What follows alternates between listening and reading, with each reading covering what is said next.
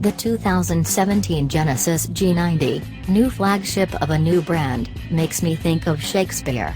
Specifically, the tragedy of Troilus and Cressida, one of the Bard's more obscure and difficult works. But not because that play has much to do with the G90, but because that oft-forgotten work lent the Toyota Cressida, itself an obscure thing, its name.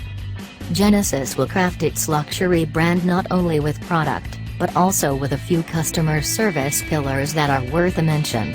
Genesis expects most of their cars will be leased, and so they include a bunch of perks crafted to a typical lease period, like free service.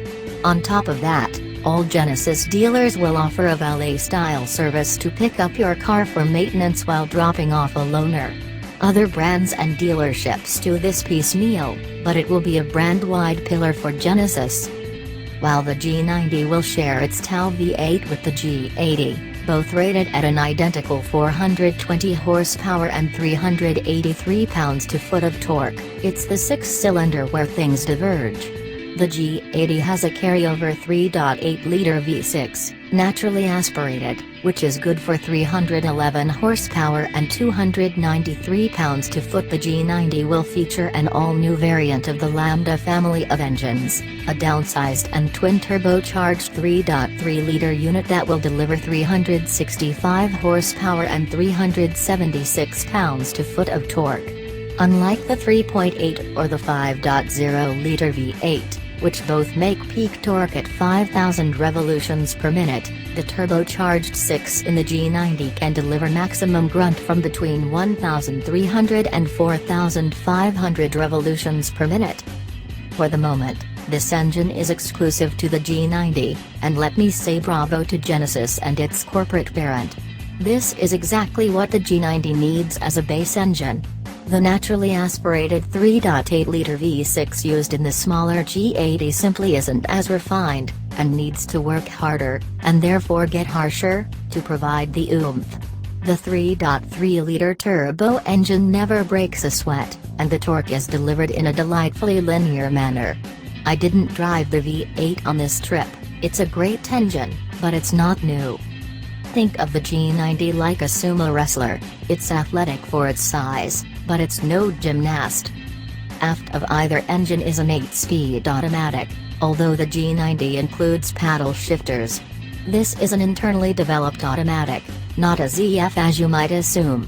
It does its work quietly and unobtrusively, but push through the well-defined throttle detent and there's a palpable delay before it kicks down a couple gears and moves off.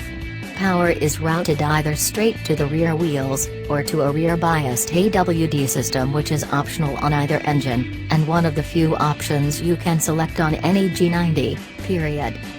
The G90 has shed most of the cheesiness of the RWD-only Equus, which stickered at $68,750 somewhat comparably equipped. To be clear, Genesis hasn't released any hint of pricing on the G90 yet, so we can only guess if it will be able to command a sticker price in line with both its own luxury pretensions and the rest of the class. But the rest of the class has kept moving, too.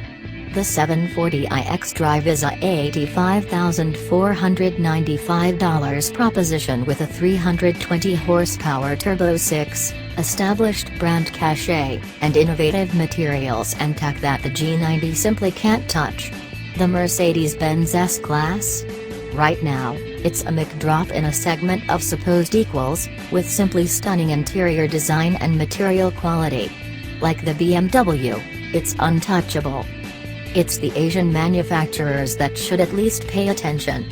Look past the spindle grille and the Lexus LS 460 AWD, at $88,090 similarly equipped to a G90, offers comparable aesthetics at a much higher price. Perhaps a few buyers will see a value proposition for the G90 there, depending on how the final pricing works out. Infiniti's Q70 LAWD lacks the gravitas, and the Acura RLX is the wrong size and configuration to swim with these whales. While there's no guarantee that the G90 will reset the bar like the LS400 did back in 1989, Genesis has shed the training wheels we knew as the Equus. Parent company Hyundai, rushed as it was getting Genesis off the ground, made a serious investment in bringing the G90 up to par, and it shows everywhere you look and in how nicely it drives. Price and market the G90 right, and Genesis should take some food off its competitors' tables.